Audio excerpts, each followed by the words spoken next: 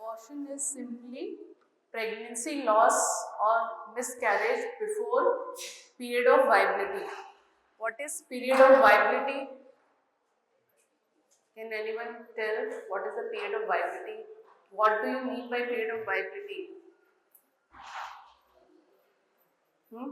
What is the period of viability? Is it same all over the world or does it vary? Anyone? Period of viability? 24 to 36. 24. Now you mean to say 24 weeks. After 24 weeks. Okay. Actually, period of viability is the same thing. The fetus is capable of independent survival outside the uterus after delivery. That is the period of viability.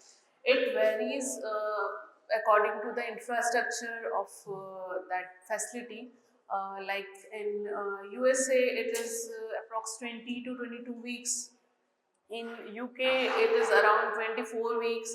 In India, it is around 28 weeks because we are far behind. Infrastructure is much weaker over here. Fetus delivered after 28 weeks can survive in this infrastructure, but very rarely or almost negligible fetus can't survive after 20 weeks in India because infrastructure is not that strong. So, period of viability differs all over the world. This is the WHO definition, what it is given here. Abortion is the expulsion, extraction from its mother of an embryo or fetus weighing 500 gram or less when it is not capable of independent survival. This period of viability varies in all the countries, vary. In India, you have to remember it is around 28 weeks over here. Uh, Basically, over here also we use the weighing criteria less than 500 gram. After that is below 500 gram, it is known as abortion. Or if it is more than 500 gram, it is known as IFD or stillbirth, according to the scenario. This 500 gram of fetal development is attained approximately at 22 weeks, 154 days of gestation. This is all of WHO criteria. The expelled embryo fetus is called abortus, and often we use the term miscarriage in place of abortion. Miscarriage means the pregnancy failed to carry. That's why we call it as miscarriage. Okay, this is the most common term used. Now coming on to the different types of abortion. Here we will see mainly the types according to the cause. So I'm just basically giving you the types. According to cause, it can be threatened,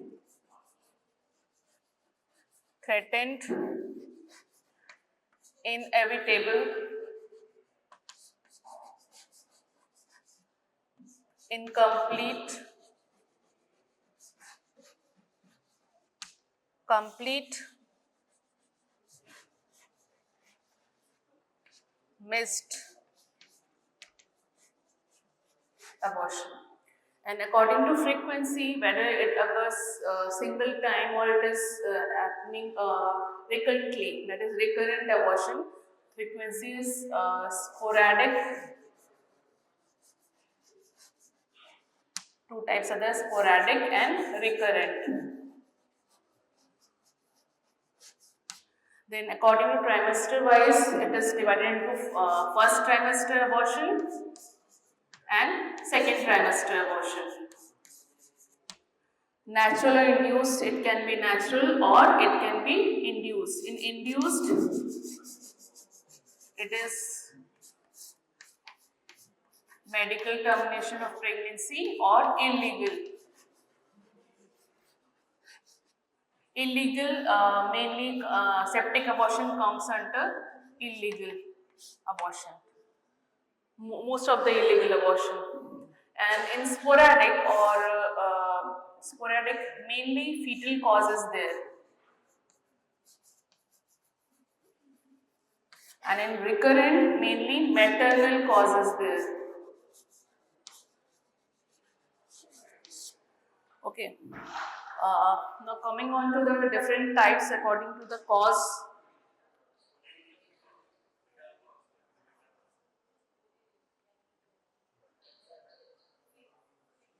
This is the trimester wise. Here, in the first trimester, it is known as early miscarriage before 12 weeks, early miscarriage, and after 12 weeks up to 24 weeks, it is late miscarriage.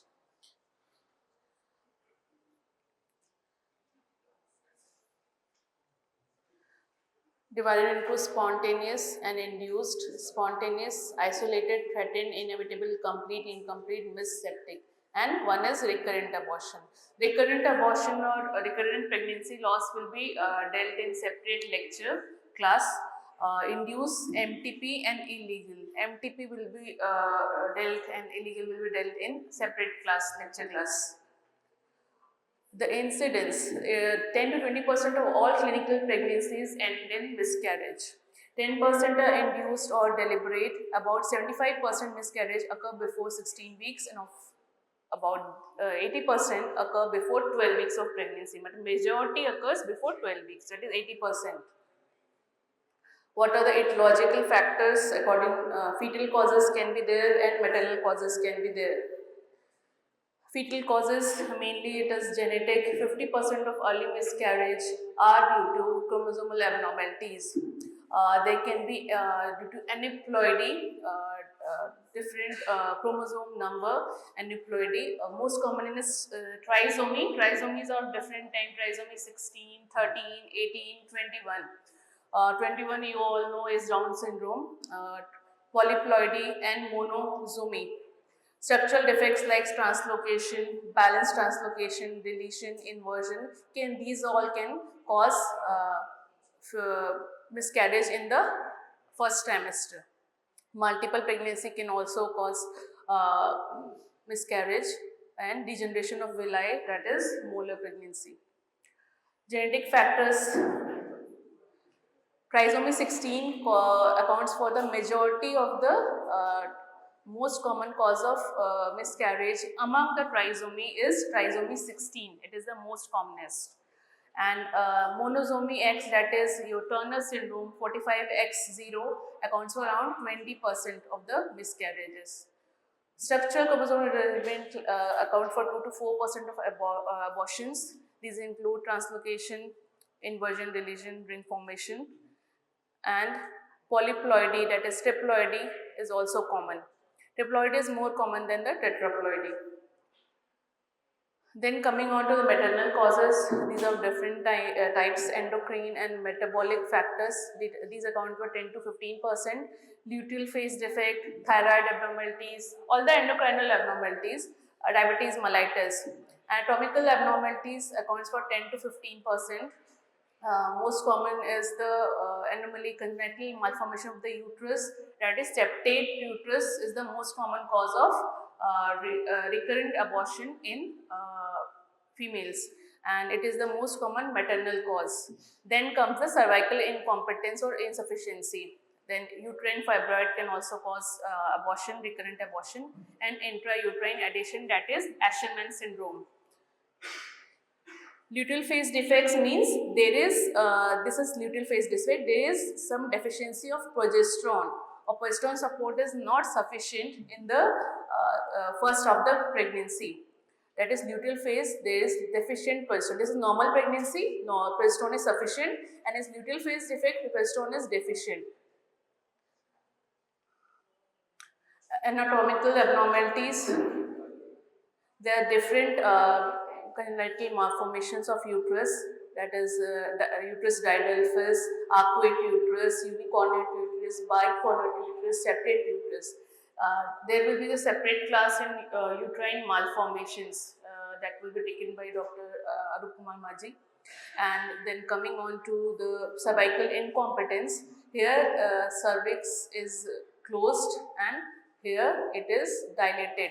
There is cervix is incompetent to hold the pregnancy, or it dilates very early, around in second trimester, which can lead to abortion, abrupt abortion. Then uterine fibroid, these are different types: intramural, submucosal and serosal. Most common cause, the fibroid type of fibroid causing the abortion is the submucosal type, because it interferes with the implantation. Okay, that is in the uterine cavity, the fibroid causes the recurrent abortion. And Asherman syndrome, that is adhesion, intrauterine adhesion, can cause abortion. All the majority of the maternal causes lead to recurrent pregnancy loss or recurrent abortion. Infections are also a cause of abortion, but these are not, these generally don't cause recurrent abortion. These can cause sporadic abortion. Infections, like you must have read about torch infection. Can you tell the full form of torch? Can anyone tell? Torch.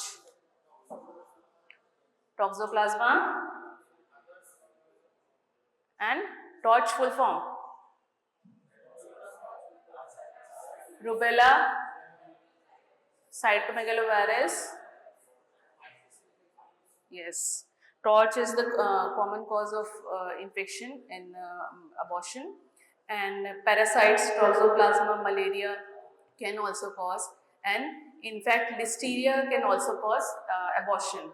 Bacterial urea plasma, chlamydia, brucella, spirochete can also cause abortion. Because of transplacental fetal infection, this is the main cause of the abortion. Immunological causes, these account for 5 to 10%. Anti-phospholipid antibody syndrome, or we call it APLA syndrome. The different antibodies responsible are lupus anticoagulant, anticardiolipin antibodies and glycoprotein 1 antibody. Immune factors, mainly in successful pregnancy, Th2 cytokine responses predominant, but in miscarriage there is Th1 responses more. Maternal medical illness like maternal cyanotic heart disease, hemoglobinuropathy can cause early miscarriage. And even in pregnancy which have premature rupture of membrane can cause abortion. Thrombophilias, inherited thrombophilia, protein C inheritance, protein C deficiency, factor V Leiden mutation, hyperhomocystinemia, antithrombin 3 deficiency and prothrombin gene mutation. These all will be dealt in detail in RPL, or recurrent pregnancy loss lecture. The common cause of miscarriage according to the trimester wise. In the first trimester, the most common cause is genetic in the first trimester. And in the second trimester, most common cause in anatomical abnormalities. Okay. So in genetic, we have already read the trisomy, monosomy, endocrine disorders, immunological disorder, infection, unexplained. Okay. Second trimester mainly is anatomical abnormalities like cervical incompetence, mullerian fusion defect, uterine synecdoche or Asherman syndrome, uterine fibroid, maternal medical illness, etc. These are the other causes. Important one are the blood group incompatibility and drugs.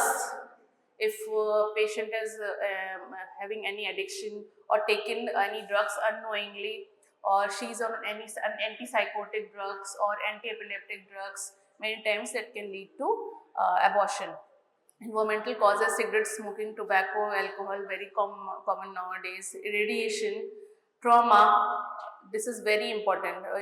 In fact, in history, you have to rule out in any pregnancy patient or any case of abortion, if it is given in your exam, you have to rule out any history of trauma, any history of drug addiction or drug intake, chronic drug intake, and malnutrition or nutrition, and psychological conditions. These are the important things. What are the clinical features? How the patient will present? How the patient will present in abortion? Most common clinical feature in abortion? Any one feature? How patient will present to you? With bleeding, very good, and pain, and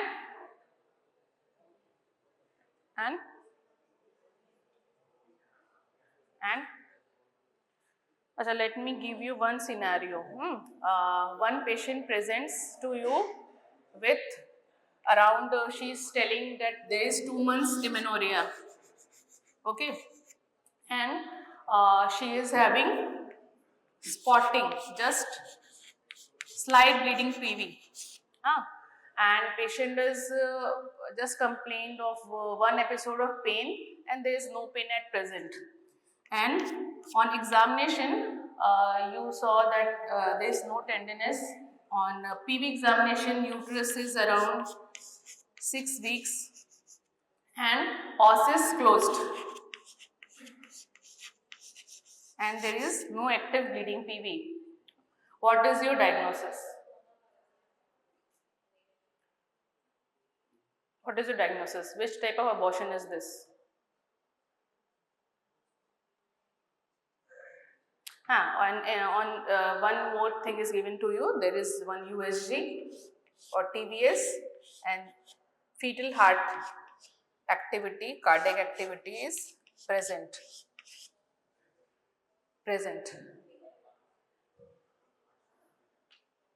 Which type of abortion is this?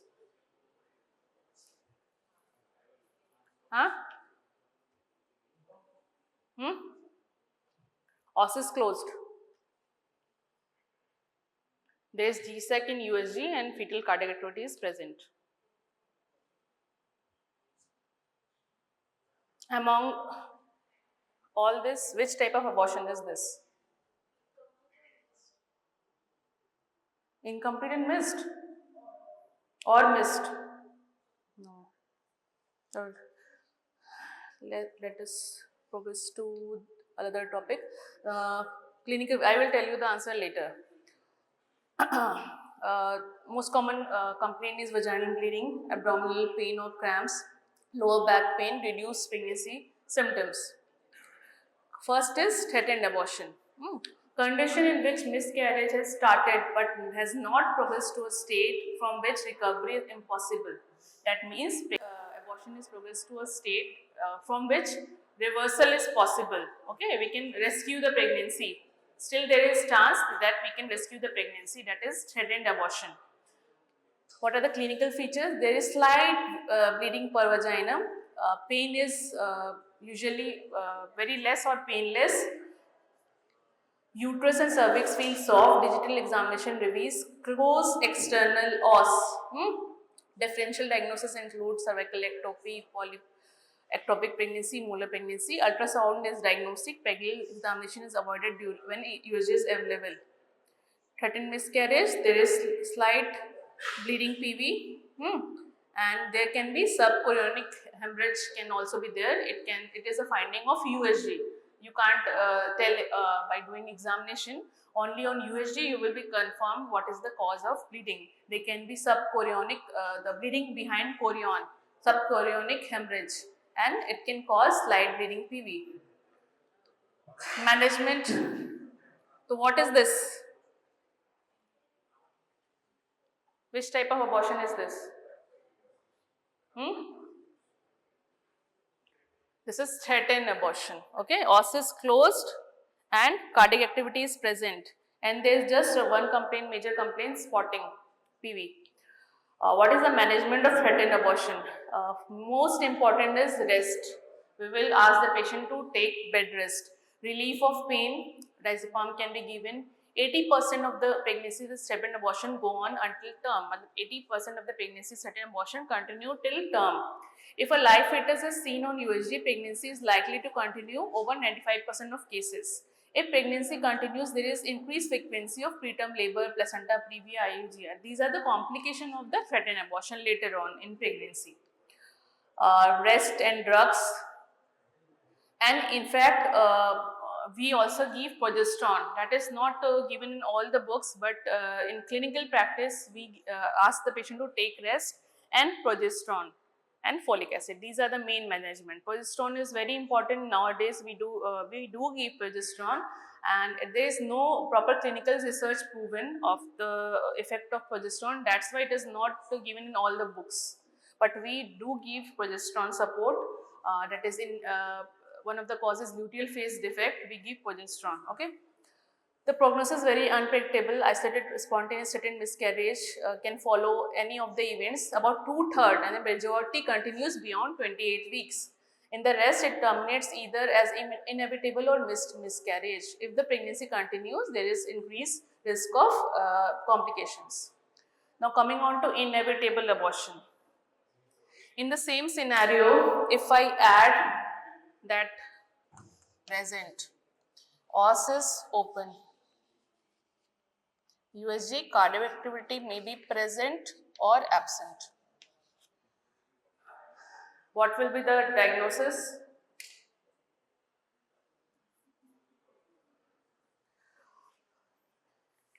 Inevitable abortion. It is a clinical type of abortion where the changes have progressed to a state from which continuation of pregnancy is impossible. That means after which we can't continue the pregnancy, or it is not reversible. Irreversible damage has already occurred. Clinical features may have feature of miscarriage, vaginal bleeding, and there can be aggravation of pain in the lower abdomen. Sometimes there are features developed quickly without prior clinical evidence of threatened miscarriage. A patient can come to in your emergency duty just complaining of heavy bleeding and pain. Internal examination reveals dilated internal os, dilated internal or open internal os, and products of conception are felt. Here the bleeding has increased, this bleeding has behind the placenta has increased, hemorrhage has increased, bleeding is more and os is open, and product can be felt through PV examination. Management, because we can't reverse the process, we have to accelerate the process. Mainly if patient is hemodynamically stable and there is no heavy bleeding, then we can wait and watch, let the abortion progress. But if bleeding is heavy and patient is hemodynamically unstable, then we will stabilize the patient and progress, we will accelerate the process or evacuate the uterus in that case if bleeding is heavy and patient is unstable. To accelerate the process of expulsion and to maintain strict sepsis. General measures, to correct the blood loss, we give IV fluid therapy and blood transfusion, and if bleeding is more, we can give methergine. Active management according to the trimester wise or before 12 weeks, dilatation evacuation followed by curettage can be done under an anesthesia, general anesthesia or analgesia. Alternatively, mainly we normally do suction evacuation followed by curettage. Okay, this is here we are doing suction evacuation of the products of conception. After 12 weeks, we normally don't go for directly dilatation. We give oxytocin drip and then we evacuate. Dilatation evacuation is done in general anesthesia. Incomplete abortion. So this scenario was because bleeding is more, pain is there, and most important thing, cervical os is open. When you see on examination cervical os is open, that means it is irreversible. You can't sew back the os if products is expelling out. Okay, that is irreversible. This is inevitable abortion. You can't delay or stop the abortion now. This is inevitable abortion, this scenario. In the same case scenario, if there is bleeding is more, os is open, and size of the uterus is just bulky.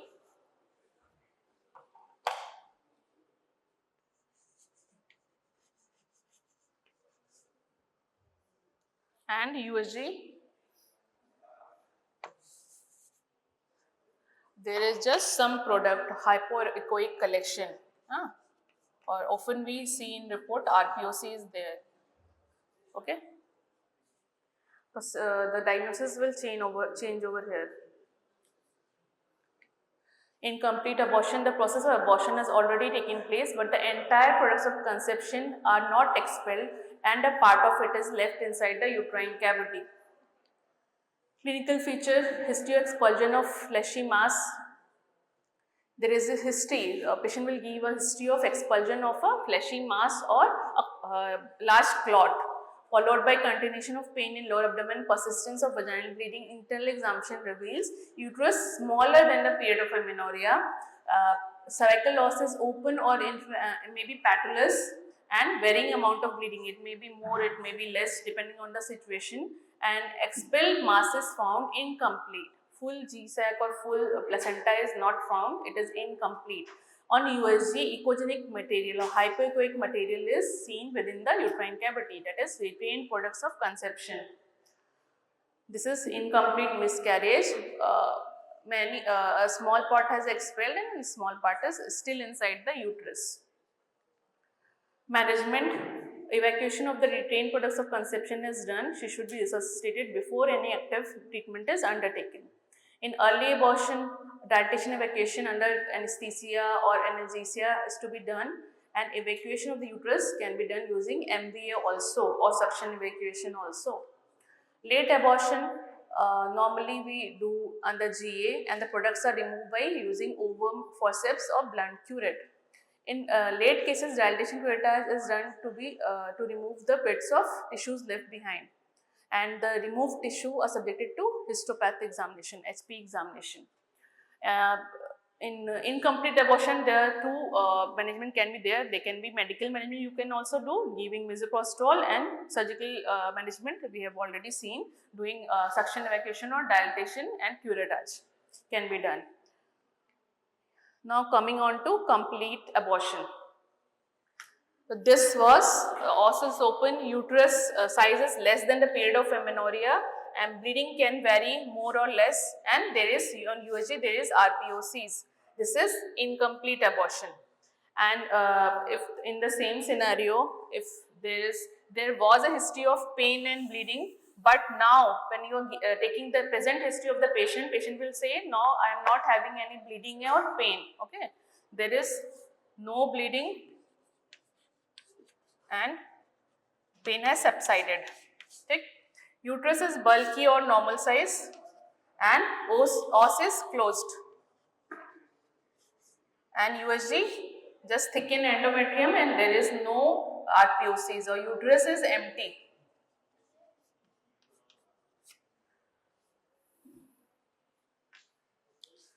Diagnosis over here is, what is diagnosis over here? This diagnosis now,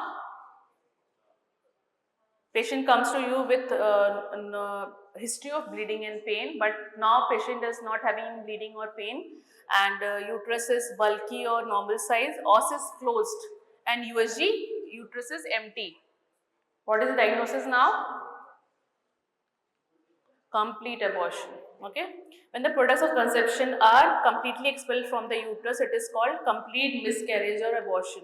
Clinical feature, there was a history of expulsion of product followed by subsidence of abdominal pain, and vaginal bleeding become absent or trace. Internal examination reveals uterus is smaller, cervical os is closed, very important. The cervical os finding is very important in the differentiation of all the types of abortion. Bleeding is very minimal or trace. TBS confirms the uterus is empty. Now coming on to an incomplete abortion, what is the management? No management is required, just reassurance, okay, and counseling. Missed abortion, the fetus is dead or retained passively inside the uterus for a variable period of time.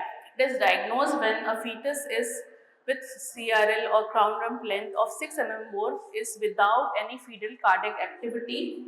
And a most important finding in missed abortion is the internal os is closed and cardiac activity is absent.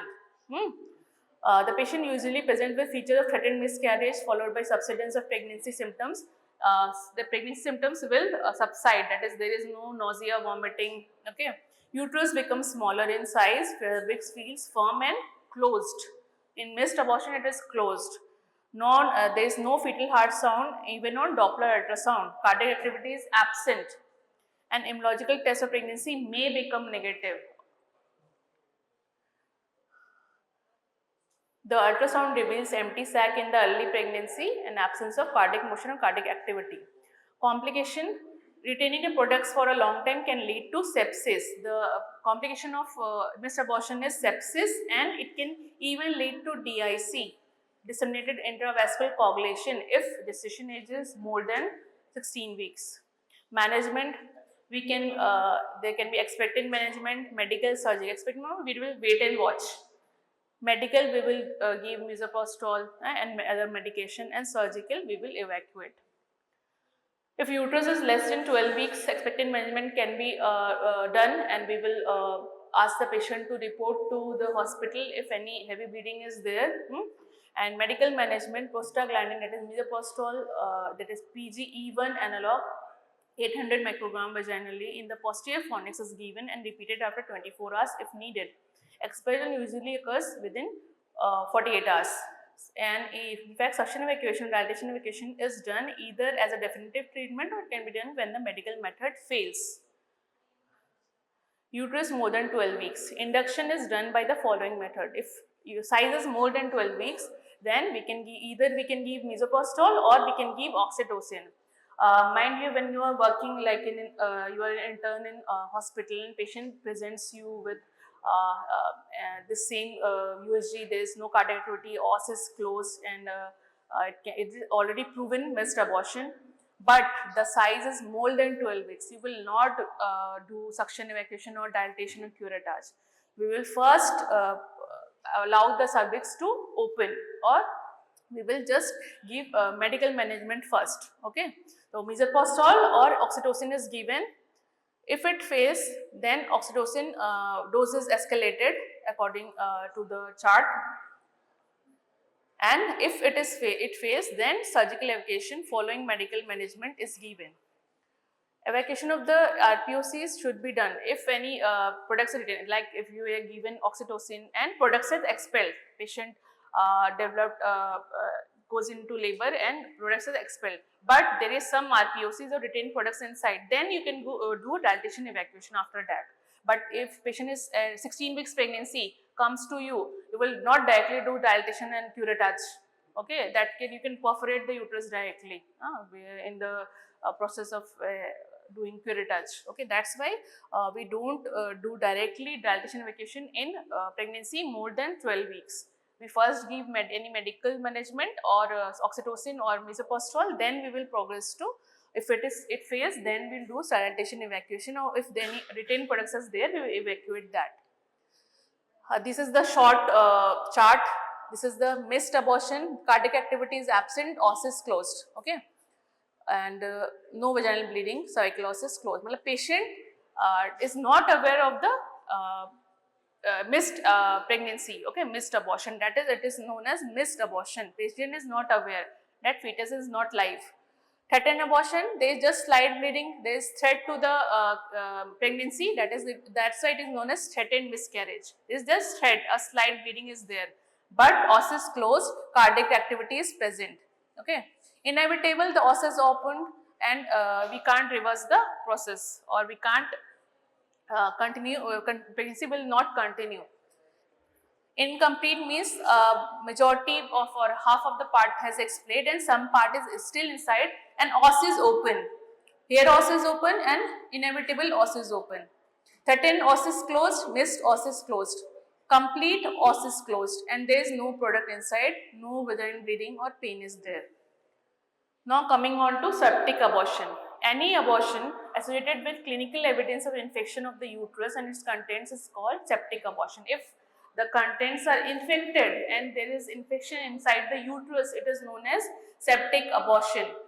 How we diagnose septic abortion? If there is fever, patient is complaining of fever and the temperature is at least 100.4 degree Fahrenheit for at least 24 hours or more, and there is offensive, patient will present to you in the emergency complaining of fever, high grade fever for 1 week, and there is pus or foul smelling discharge per vagina, and there can be evidence of pelvic infection. What is the evidence or sign of pelvic infection? There is lower abdominal pain and tenderness. When you will palpate the per abdomen of the patient, it will be tender. There can be guarding rigidity also, if any history of perforation or there is diagnosis of perforation is there. There can be guarding and rigidity also. You must have read in surgery classes. Incidence, about 10% of abortion, majority is treated with incomplete abortion. Majority of cases the infection occurs following illegal induced abortion. Nowadays we don't normally see cases of septic abortion or illegal induced abortion. Very few cases are there, but around 10 years back it was very common. We used to get patient in emergency in shock, patient is pale, having high grade fever, and when we examine the patient, there is sometimes bowel coming out of per vaginum. That means there was injury inflicted by local dyes, where sometimes in earlier days they used to get abortion done, illegal abortion done in village only, from local dye or any quack, and there was obviously they are not trained, they will not maintain the asepsis, and it will lead to sepsis and in fact injury. Perforation can be there, injury to gut, bowel can be there, and patient used to present with perforation of the bowel and peritonitis, guarding rigidity, in shock patient used to present, and we have to just progress, do laparotomy, stabilize the patient, arrange blood, antibiotics, and do laparotomy. Earlier it was very common, and it was very deadly. Nowadays it has decreased due to awareness and availability of hospitals, almost free hospital, government hospital service everywhere, and availability of ambulance and doctors everywhere. Doctors numbers has increased, and specialized doctors postings are there in village also. That's why the number has drastically decreased nowadays. You will hardly see any case of septic abortion nowadays. But because it happens, you might be posted in future in any village, and you can get this kind of patient. That's why you need to know this, because it is very, if you are not able to diagnose, it is very deadly for the patient and for you also. Majority of the cases it is following illegal, but infection can also occur even after spontaneous abortion. Mode of infection, it can mostly it is endogenous. Organisms are present in the vagina only, and the most common organisms are anaerobic and aerobic. In aerobic, E. coli, Klebsiella, Staphylococcus, Pseudomonas, group A, beta hemolytic streptococci, MRSA. Anaerobic, bacteroids, anaerobic streptococci, Clostridium wilchi, tetanus. You must have read it in microbiology. Okay, I need not tell in detail. Mixed infection is more common. Not any one bacteria is not responsible. Mixed infection is common. Now coming on to the pathology, 80% or majority organisms are of endogenous origin, and infection is localized to the conceptus, that is localized inside the uterus. Okay, about 50% the infection produces localized endomyometritis, and it can progress to surrounding areas like parametrium, tubes, ovaries, pelvic peritoneum. That's why infection has progressed to outside tubes, ovaries, parametrium, and pelvic peritoneum. And about only very rarely or 5% cases it can progress to generalized peritonitis or endotoxic shock. It is very deadly if endotoxic shock is there. Clinical features, a patient can present with fever, and there can be prolonged bleeding or cramping or pain. There is foul smelling vaginal discharge. There can be chronic pelvic pain. There is tender uterus or guarding rigidity on per abdominal examination can be there, and there can be drowsiness if it has progressed to multiple organ failure and nervous system is involved. There can be unusual drowsiness. There on per abdominal examination, abdominal tenderness, guarding rigidity will be there. On general examination, tachycardia is there. Tachycardia is very important. Many times patient presents to you with no fever. There was fever, medication was given, fever subsided, but tachycardia will be there, always will be there if there is septic abortion. Tachycardia indicates spread of infection beyond uterus. Okay, and there can be vomiting and diarrhea also. Internal examination reveals offensive purulent vaginal discharge, tender uterus, usually patulous and boggy feel, and there can be patulous boggy feel in the POD, pouch of Douglas also, if any pelvic abscess is there. Soft cervix will often open internal os. There are clinical grading of septic abortion. Grade 1, localized to uterus, if infection is localized to uterus, inside the uterus only.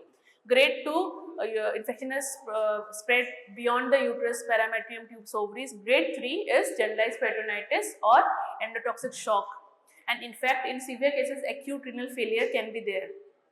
Grade 1 is most commonly and usually associated with spontaneous abortion. Spontaneous abortion grade is that is less deadly, and in grade 3 is always almost associated with illegal induced abortion. Investigation, what you will do if patient presents to you, you will first take cervical or high vaginal swab prior to internal examination. Okay. Then blood for hemoglobin, TLC, and blood grouping. Urinalysis for routine examination and culture.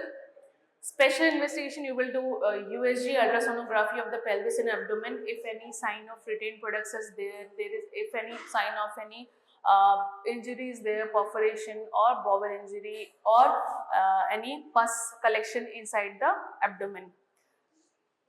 In blood, culture can be done if there are chills and rigors, serum electrolytes, CRP, serum lactate. In multi-organ failure, serum lactate will be raised. It is more than 4 millimole per liter. That indicates tissue hypoperfusion. Multi-organ failure has occurred and tissue hypoperfusion is there. Coagulation profile, PTINR, APTT should be done, because in septic abortion, one of the complication is retained products. One of the complication is DIC, disseminated coagulation. Patient can land up in DIC. Bleeding will not stop. Even if you are doing surgery and you have evacuated, bleeding will not stop. That's why coagulation profile is very important to do.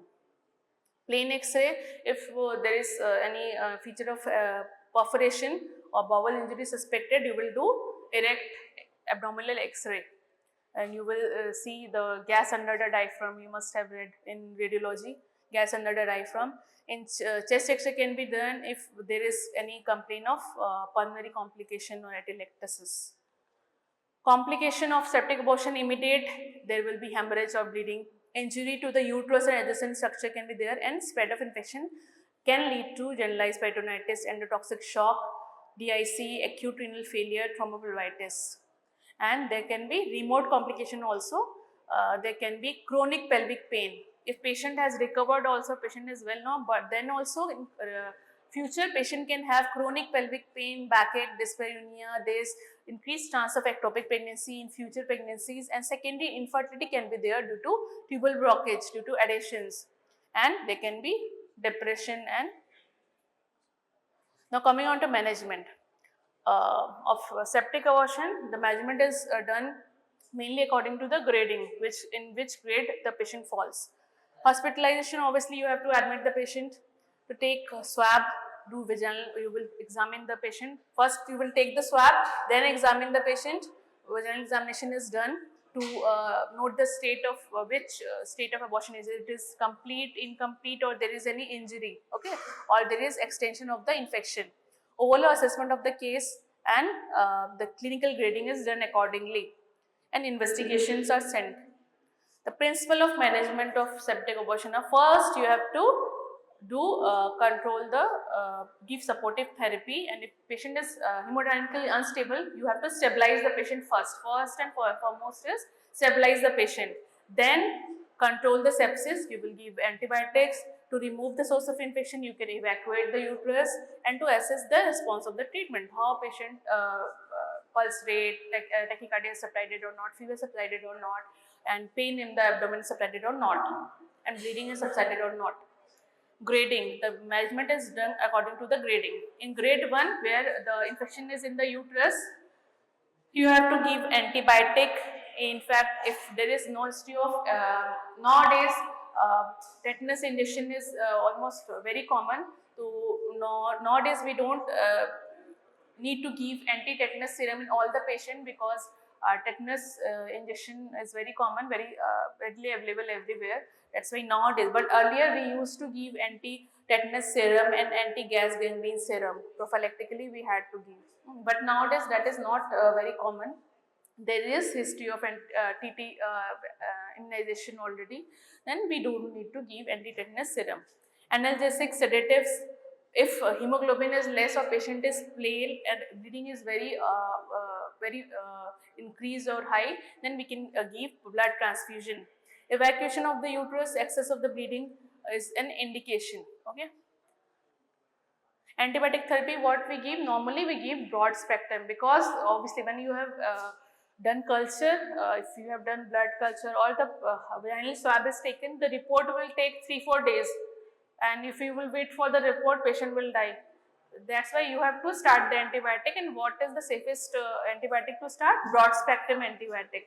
So we normally give piperacillin, tazobactam, or carbapenem, that is imipenem, and clindamycin, that is the broadest range of microbial coverage. Piperacillin, tazobactam and carbapenems, vancomycin, teicoplanin, clindamycin, gentamicin, if renal function is good or RFT is good, urea creatinine is in normal range, we can give gentamicin because it is nephrotoxic. Coamoxiclav and metronidazole for the anaerobic infection. In grade 2. Grade 2, what is the difference? So in grade 1, we have given antibiotics, analgesic, sedative, blood transfusion, evacuation. What is the difference in grade 2? We are doing clinical monitoring also. Note the pulse rate, respiration, temperature, urine output is very important, progress of pain and tenderness, mass in the lower abdomen, and CEP greater than 8 mm Hg. So clinical monitoring is very important in grade 2 because the infection has progressed outside the uterus. So it can, the peritonitis has just started. So that's why clinical monitoring is very important, because patient can progress to grade 3 also. That's why clinical monitoring is very important. And blood transfusion is more needed in grade 2 than grade 1. Grade 1 is less severe.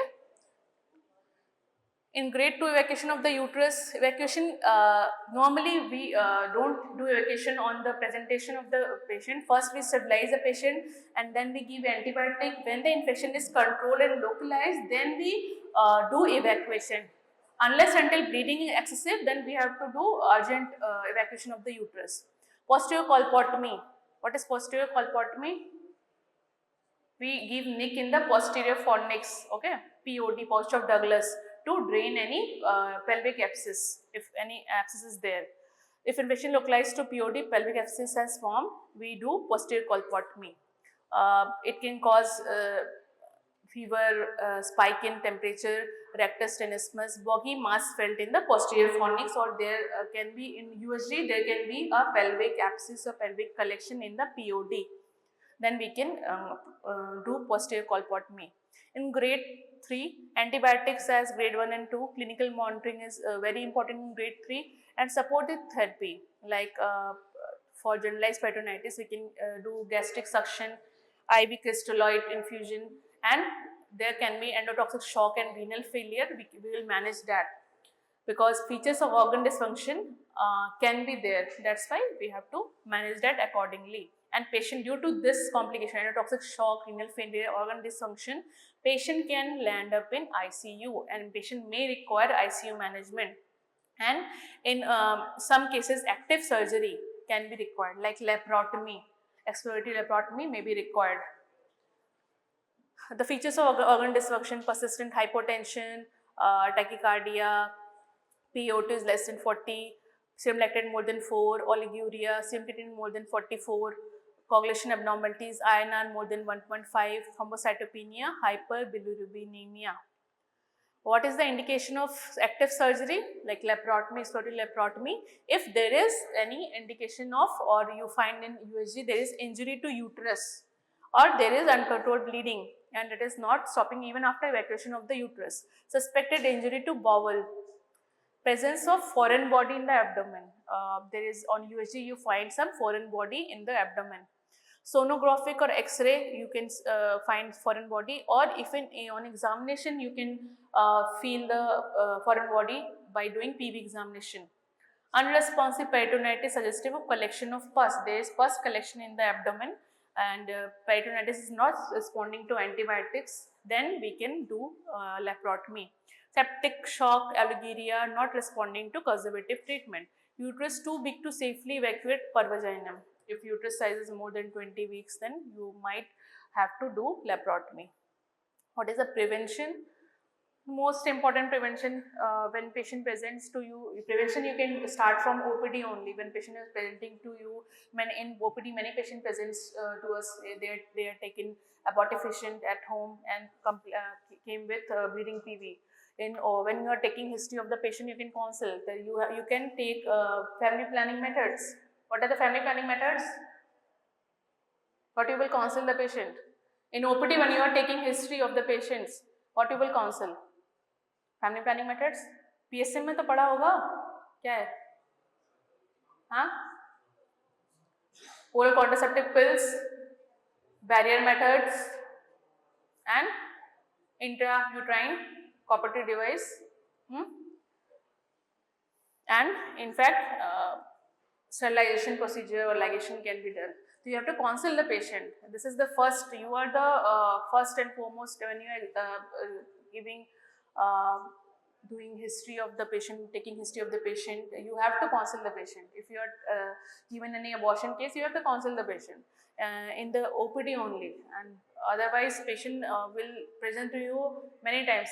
There are many patients there who have taken abortifacient intake 3, 4, 5 times, and earlier there was no complication, and the third time patient is presented with heavy bleeding, sepsis, and if she was counseled earlier, this complication might have not occurred.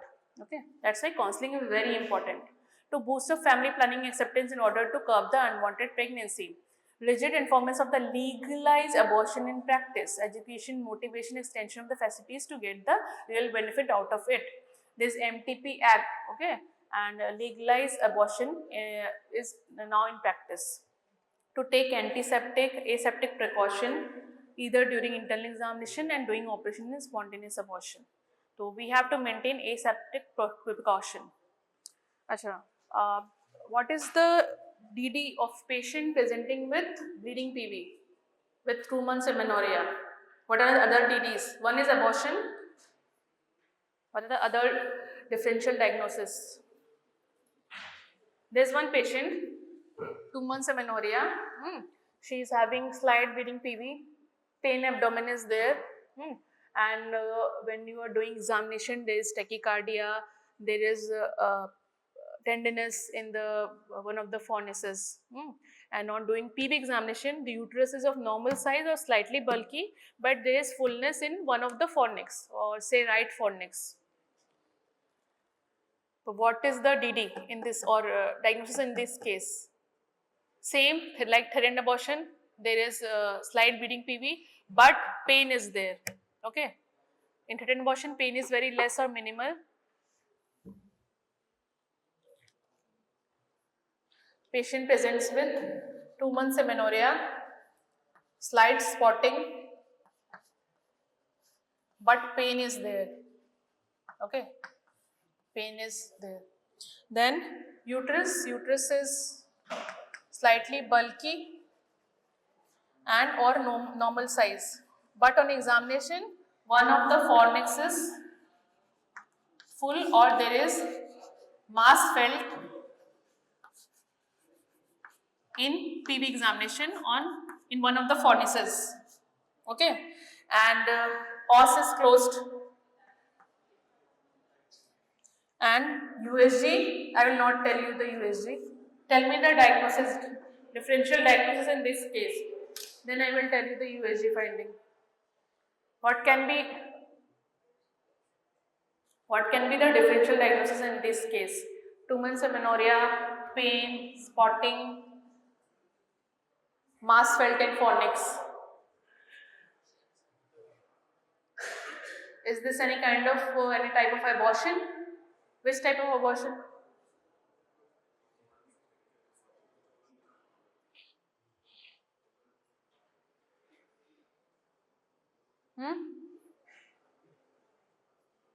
Anyone? Answer? And on general examination, tachycardia is there, hypotension is there. For abdominal examination, tendon is there. Huh? Septic.